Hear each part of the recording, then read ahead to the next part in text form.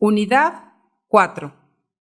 Hacemos más fácil nuestra participación al saber escuchar y aprender a pedir lo que necesitamos para poder llegar a acuerdos. Investigadores como Aaron y Milicic nos han demostrado que una buena relación entre docentes y papás facilita que nuestros hijos aprendan mucho mejor en la escuela. Es muy importante que participemos, que conozcamos nuestras responsabilidades y que promovamos la transparencia y las cuentas claras. Pero, ¿sabemos cómo comunicarnos con los demás para hacer que nuestra participación sea respetuosa y efectiva? Algunos de nosotros hemos podido establecer una buena alianza con maestros y autoridades escolares. Sin embargo, otros sentimos que no se toman en cuenta nuestras opiniones. Eso sí, nos hemos dado cuenta que lo más difícil es ponernos de acuerdo. Cuando hay problemas, muchas veces los maestros nos echan la culpa y nosotros les echamos la culpa a ellos. Es el cuento de nunca acabar. En el siguiente esquema, vamos a ver cómo funciona este círculo vicioso de echarnos las culpas. Primero, se convoca a reunión debido al bajo rendimiento de varios alumnos. Muchos maestros se quejan y dicen que se debe a la falta de apoyo en casa. Luego los papás respondemos que la responsabilidad de enseñar es solo de la escuela. De nuevo nos quejamos unos de otros y no se llega a ningún acuerdo entre escuela y familia. Por lo tanto, los alumnos no reciben apoyo ni de su familia ni de la escuela y todo se queda como al principio. Este círculo vicioso se da en la mayoría de los casos por un gran problema de comunicación. No sabemos escuchar, no sabemos pedir lo que necesitamos y no sabemos llegar a acuerdos en beneficio de los estudiantes. Para poder empezar a realizar nuestras actividades, debemos primero abrir y revisar las secciones ¿Sabía qué? Y Pistas que ayudan. En estas aparece la información necesaria para realizar el reto y la actividad de evaluación. Empecemos por conocer las 12 barreras típicas de la comunicación. Estas son las barreras que hacen que no nos demos cuenta de nuestros sentimientos, pensamientos y conductas. Son formas inadecuadas para hablar, que nos ponen a la defensiva, nos crean inseguridad y dañan nuestras relaciones con los demás.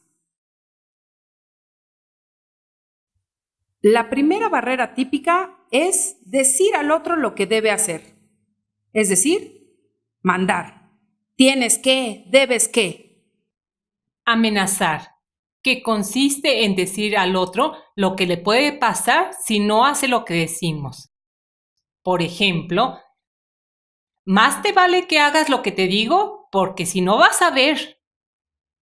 La tercera tiene que ver con hablar de una norma externa para decir lo que debe hacer el otro. Esto tiene que ver con sermonear. Por ejemplo, ¿los hombres no lloran? Debes hacerlo porque lo digo yo.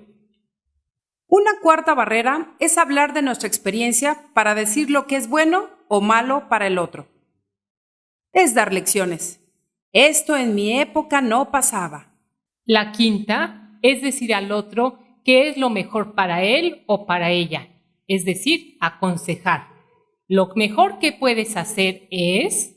Una sexta tiene relación con decir al otro que lo que le pasa es poco importante. Esto tiene que ver con consolar o animar. Ya se te pasará, no es tan grave.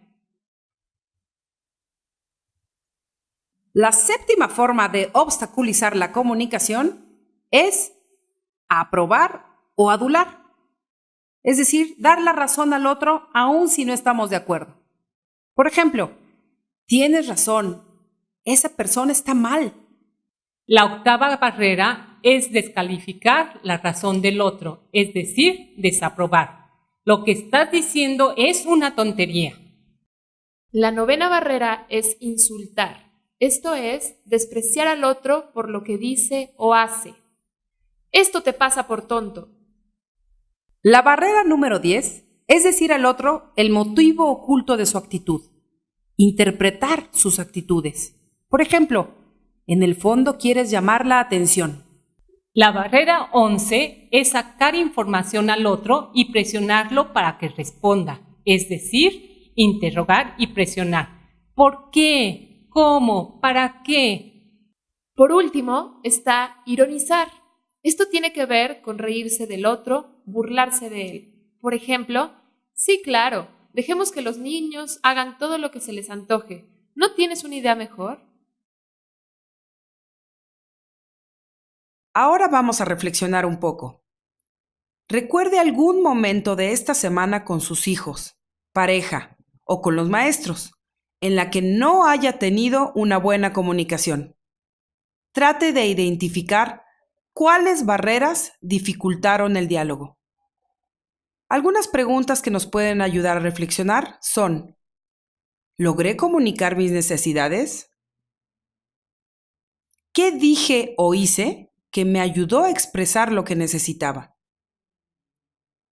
¿Qué dije o hice que obstaculizó expresar lo que necesitaba? Después de reflexionar, veamos lo que sí podemos hacer para podernos comunicar con los demás, es decir, las actitudes positivas. Observemos este esquema sobre las actitudes positivas que facilitan una alianza efectiva entre la familia y la escuela. Algunas de ellas son: escuchar las ideas de los demás y llegar a acuerdos. Expresar ideas propias sin descalificar otras. No responsabilizar de todo a la escuela. Educar, apoyar y acompañar a nuestros hijos. Cuidar, valorar y reconocer el trabajo de los maestros. Evitar buscar culpables. Informarse antes de actuar. Pedir apoyo a la escuela cuando lo necesitamos. Pedir las cosas con respeto, sin insultos ni gritos. Saber escuchar implica considerar valiosas las ideas de los demás. Por eso nos damos el tiempo de poner atención y centrarnos en lo positivo. Y saber pedir es un equilibrio entre lo que necesitamos, lo que proponemos y lo que es posible o viable. Así se logran los acuerdos. Ahora observemos el siguiente video que ejemplifica la comunicación, tanto inadecuada como eficaz, entre un maestro y una mamá. La relación entre la familia y la escuela no siempre es fácil. Un momento privilegiado en esta relación es la entrevista que periódicamente tienen el tutor o tutora y los padres de los alumnos. Crear a través de estos encuentros un clima de confianza y colaboración requiere manejar algunas habilidades de comunicación y relación básicas. En este vídeo se ven 3 formas de abordar una entrevista en función de las habilidades comunicativas del profesor. Refleja 3 modelos de relación y comunicación: el modelo agresivo, el modelo inhibido y el modelo asertivo.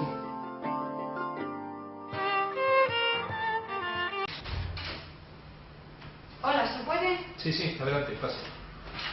Mire, soy la madre de Iván Fernández. Ah, ya.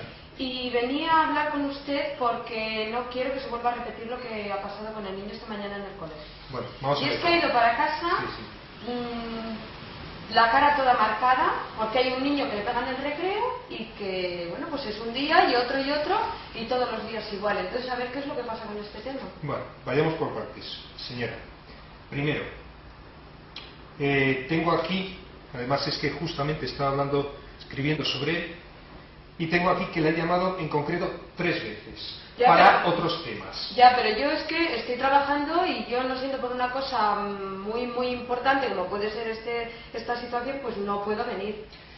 Sí, pero mire, en ese caso están la mayoría de los padres y nosotros tenemos un horario profesional. Ustedes, me imagino que lo mismo, y si a usted le ponen llegar a una hora determinada y ha quedado una hora determinada, tendrá que venir exactamente igual a aquí que cuando va a su trabajo, porque esto es tan importante como su trabajo. No, su hijo no es importante para usted. Pero mire, yo las otras veces que ustedes me han llamado, que yo sepa solamente ha sido una, No, me perdone coincidía usted. con Han una sido hora 3 veces las que le hemos llamado desde aquí, No. una vez, yo como tutor, otra vez el jefe de estudio y otra vez el director, porque yo ya estoy cansado de llamarla permanentemente y que para las otras cosas nunca aparezca. No, y no, solo no. aparece cuando usted cree que su hijo tiene problemas. No, no, y lo no, primero no. que tiene que preguntarse A mí- es los problemas que está generando su hijo también con los demás alumnos No, no. y con los profesores, que son No, los no, que no, estamos no. trabajando con él, porque usted se va a trabajar y se desentiende de su hijo. Somos nosotros los que tenemos que hacernos responsables de él y tenemos que estar permanentemente cuidándole. Pues a ver qué...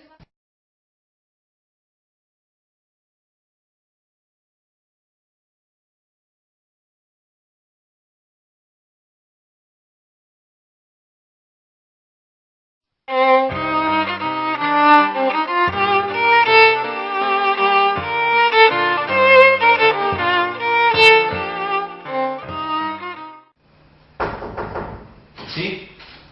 ¿Se puede? Sí, adelante, pase usted. Muy buena. Hola, mire, soy la madre de Iván Iván Fernández. Fernández. Muy Sí. buenas. Pase, pase. Hola. Estoy muy preocupada con la historia que ha pasado estos días en el colegio, que ayer ha ido para casa todo marcado Siéntese, siéntese usted. y bueno, la verdad es que estoy muy nerviosa porque a ver si se soluciona el tema. Entiendo, primero le agradezco muchísimo que haya venido hoy a verme. Es la hora de tutoría y la verdad es que yo lo que sí comparto con ustedes totalmente es la preocupación, porque además también lo hemos visto y bueno, también es preocupación nuestra y en ese sentido sí que lo compartimos. Y entonces me gustaría aunar de alguna forma las fuerzas, tanto ustedes como nuestras. Por eso, si me parece resumiendo un poco, por una parte, trataríamos de ver nosotros, bueno, pues observarle a la hora del recreo, a la hora de las salidas, también con qué chicos está viéndose. Trataríamos de hablar, yo como tutor, intentaría hablar con él, preguntarle, sobre todo fuera casi del contexto de tutoría, incluso en la hora del recreo. ¿Me parece entonces que lo hagamos así? Sí, vale.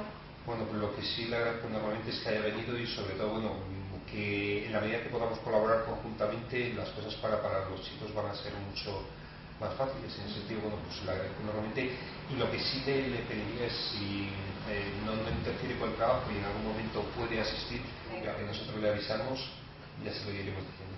Venga. Pues muchísimas gracias. Venga, hasta Bueno, luego. nos vemos Venga. entonces el próximo miércoles. Venga, hasta luego. Hasta gracias. luego.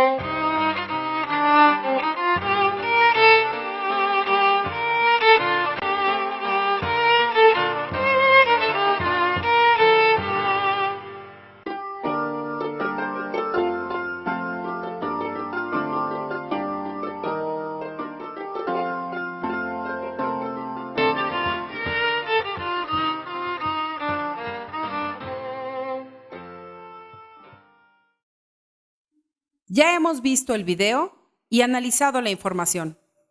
Ya están listos para resolver el reto y la actividad de evaluación. Abra la carpeta llamada Unidad 4. Ahí encontrará los archivos Reto y verifique su aprendizaje, que tendrá que imprimir para poder resolver. ¡Manos a la obra!